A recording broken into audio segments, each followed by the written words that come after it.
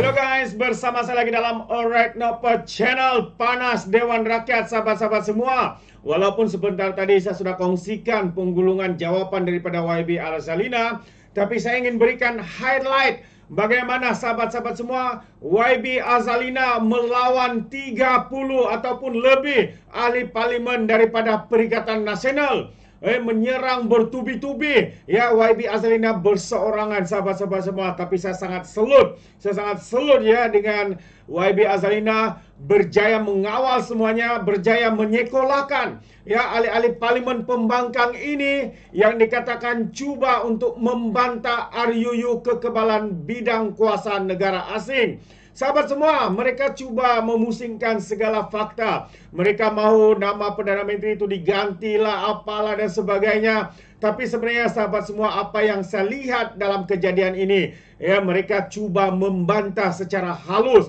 Tetapi akhirnya kerajaan menang melawan ahli parlimen daripada pembangkang. YB Azalina seorang diri melawan lebih 30 ahli parlimen yang menyerang beliau secara terus-menerus, sahabat-sahabat semua. Jadi menarik ya. Saya mau kita bersama-sama untuk melihat ya bagaimana biadab, bagaimana ahli parlimen pembangkang yang kita boleh anggap sebagai level tong sampah yang sudah 100 tahun tidak dicuci, sahabat-sahabat semua. Jadi mari kita tonton bersama video ini. Satu, akta untuk mengadakan peruntukan bagi kekebalan negara asing dan hartanya ketua negara dan ketua kerajaan asing daripada bidang kuasa Mahkamah Malaysia. Hal keadaan bagi penepian kekebalan, hal kekebalan penubuhan Majlis Kekebalan Negara Asing, penarikan balik kekebalan tiada lainan saingan untuk mengadakan peruntukan bagi perkara lain yang berkaitan dengannya. Maknanya, Tuan Yang di-Pertua, sebenarnya undang-undang ini adalah berkenaan dengan prosiding dalam negara kita. Saya mula dalam libat urus dan juga semalam saya menerangkan bahawa pada hari ini yang wujud dalam negara kita ialah International Customary Law.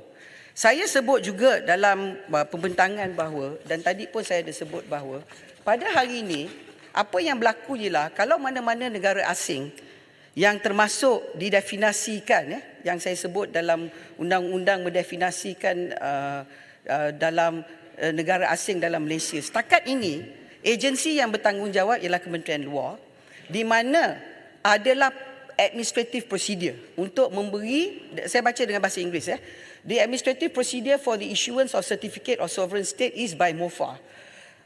Previously, the clarification is under Privileges and Immunity Division, Protocol Department of this ministry, and the reproduce are as follows. Pertama, certificate of recognition of sovereign state is only issued based on a request by a foreign state, which needs to specifically state the purpose and nature, the use of the certificate. The request will be sent to the bilateral division. The desk will provide views on policy decision regarding the request. Desk will send the minute to the foreign minister regarding the request for constitution. The foreign minister agree and approve the request. The decision will be sent to the Department of Protocol and Consular. The Department of Protocol and Consular will prepare the issue certificate. Jadi sertifikat ini diguna secara pentadbiran untuk mahkamah. Rang undang-undang kita ialah dalam mewujudkan majlis itu, kita meletakkan peranan lebih besar daripada hanya satu agensi saja, iaitu Kementerian Luar.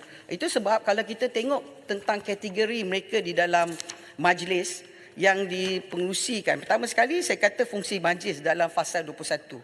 Majlis hendaklah mempunyai fungsi yang berikut untuk menimbang, teliti, memutuskan semua perkara berkenaan kekebalan negara asing yang ditimbul daripada pelaksanaan akta ini. B, untuk mengeluarkan dasar garis panduan dan surat arahan kepada agensi kerajaan yang maksud akta ini. C, untuk mengawasi pelaksanaan dasar garis panduan dan surat arahan oleh agensi kerajaan mengenai perkara yang berhubung dengan pelaksanaan akta ini. Dan D, untuk melakukan apa-apa perkara yang lain timbul atau berbangkit daripada fungsi majlis di bawah akta ini yang konsisten dengan maksud akta ini. Kuasa majlis. Fasal 22 mengatakan majlis hendaklah mempunyai kuasa dan boleh melakukan segala perkara yang perlu bagi atau berkaitan dengan atau bersampingan dengan pelaksanaan fungsinya di bawah akta, termasuk untuk memperakui secara bertulis apa-apa hubungan dengan keselamatan negara.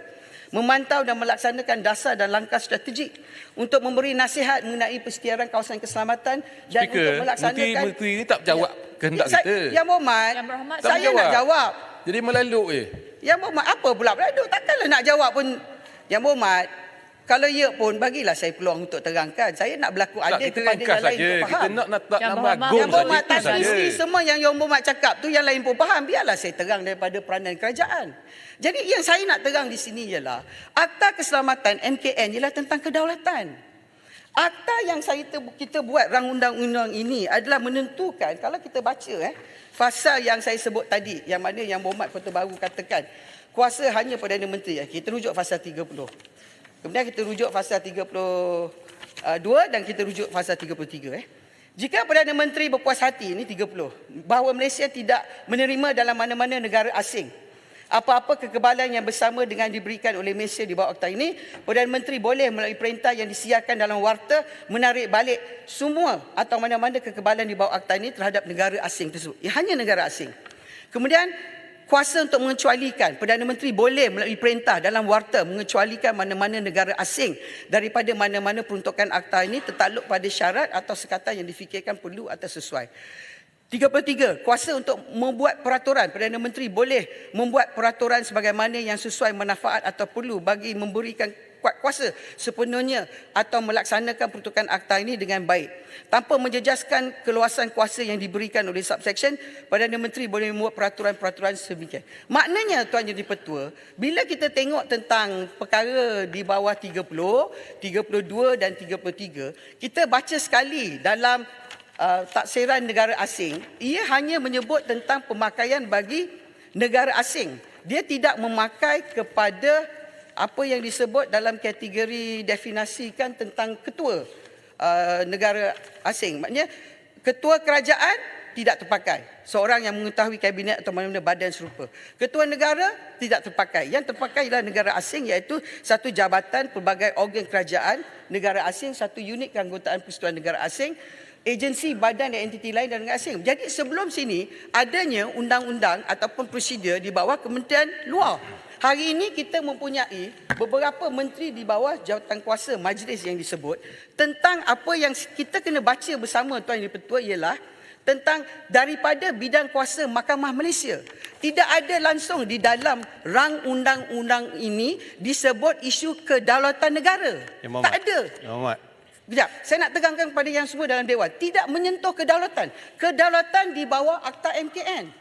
Akta MKN adalah akta yang segala ibu tentang kedaulatan negara, keselamatan negara. Ini tentang imuniti dalam Mahkamah Malaysia supaya kita dapat imuniti dalam Mahkamah asing. Kejap lagi saya nak jawab pasal sulu kaitan dengan ini. Silakan Kota Baru. Okey, terima kasih Yang Berhormat Menteri.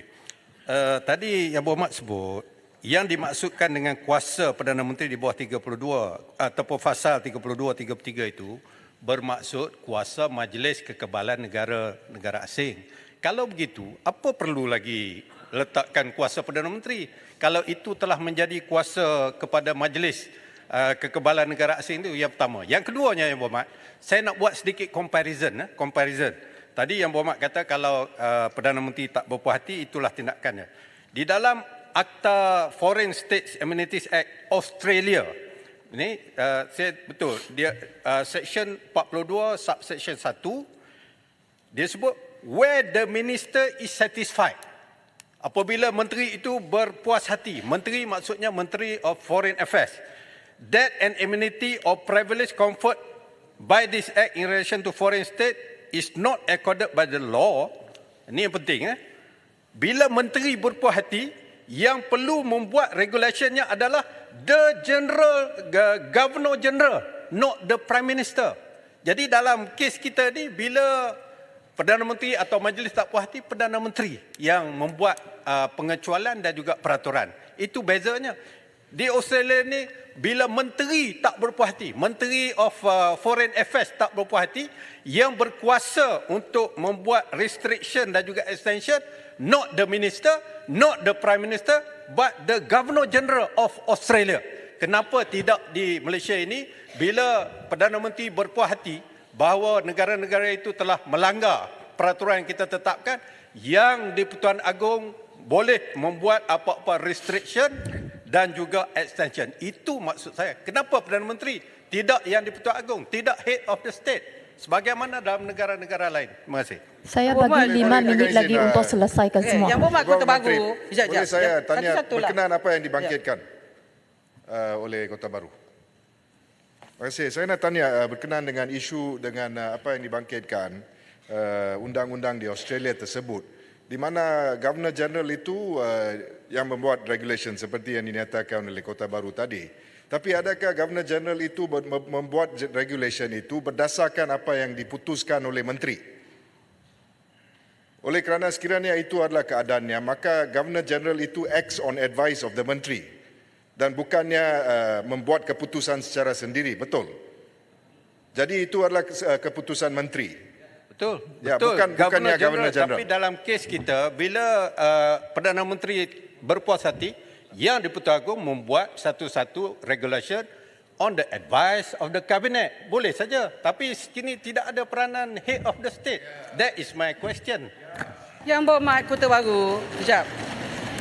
Yang berhormat Kota Baru. Anggota. Kejap. Yang berhormat Kota Baru.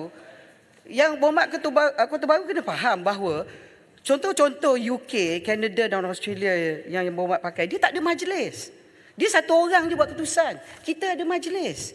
Majlis kita lebih daripada satu orang. Protection yang kita beri lebih banyak daripada Canada, Australia dan juga UK yang mana Yang Berhormat bercakap. Kedua.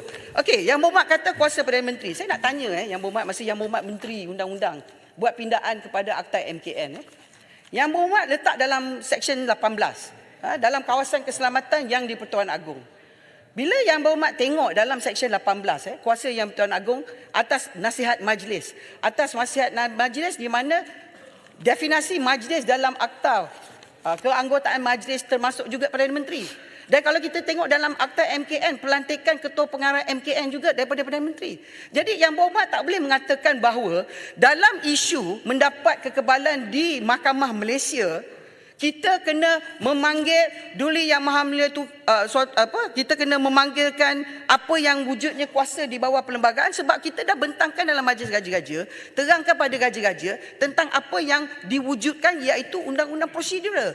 Sebab ini adalah isu pentadbiran. Sebab kalau Yang Berhormat baca pertama dia kata kita nak dapat kekebalan. Tetapi Yang Berhormat kena baca sekali tentang penepian kekebalan. Maknanya Yang Berhormat, yang dalam pasal 7 kekebalan sebuah negara itu ada, tetapi boleh diketepikan apabila negara tersebut memasuki transaksi bawah pasal 7, 8 komersial, 9 kontrak kerja, 10 kecederaan diri, 11 harta, 12 harta intelek, 13 syarikat, 14 kapal, 15 cukai, timbang tarikh. Jadi Yang Berhormat, saya dah terangkan bahawa keputusan kita ialah lebih daripada satu orang, iaitu majlis. Bacaan bersama akta. Saya dah jawab poin yang betul. Tuan Ketua, saya terima kasihlah penerangan Yang Berhormat Menteri ini luas, jelas. Cuma yang kita minta hanyalah satu pasal power to exempt itu saja yang kita mahu supaya ada check and balance. Itu saja. Saya tak mahu mempersoalkan sama ada akta MKN ke, akta mana sekalipun. Yang penting hari ini adalah kerana kita nak memastikan ada check and balance bila nak bagi exam kepada orang luar.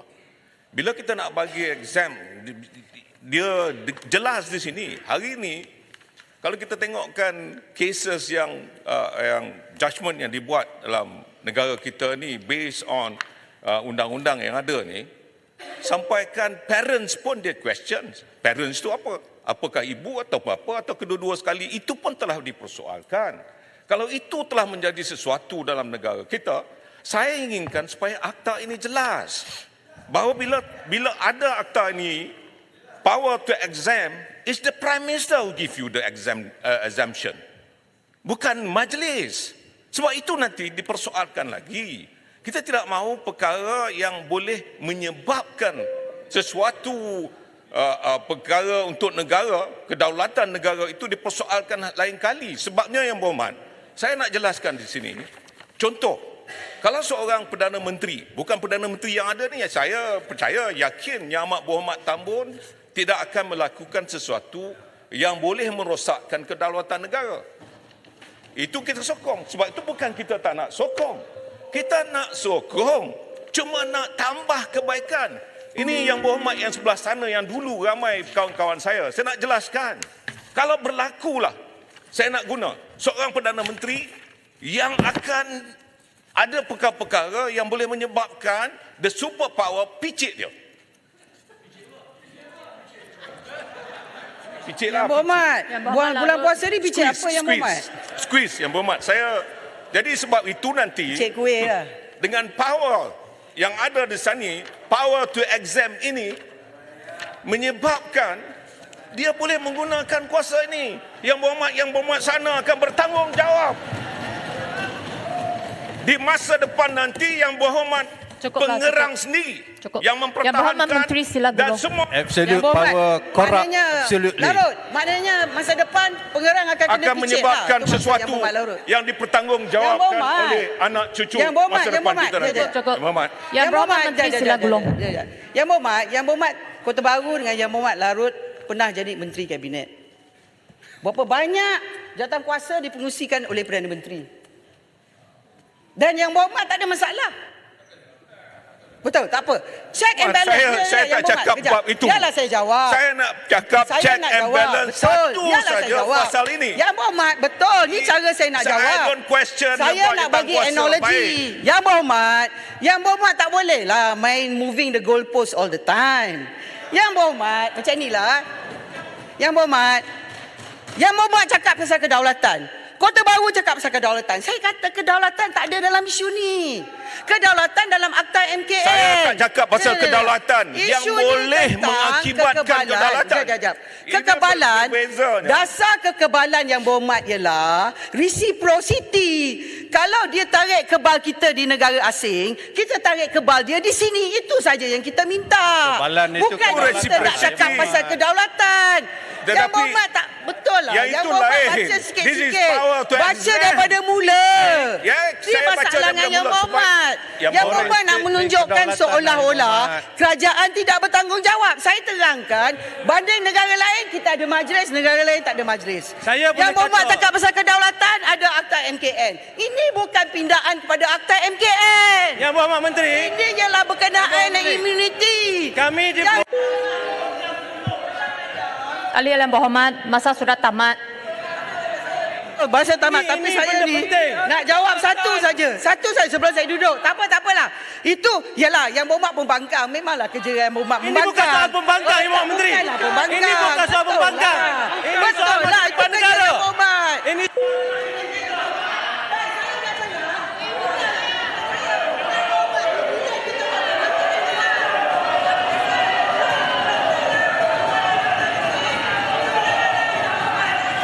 Ahli-ahli Yang Berhormat, sila duduk semua.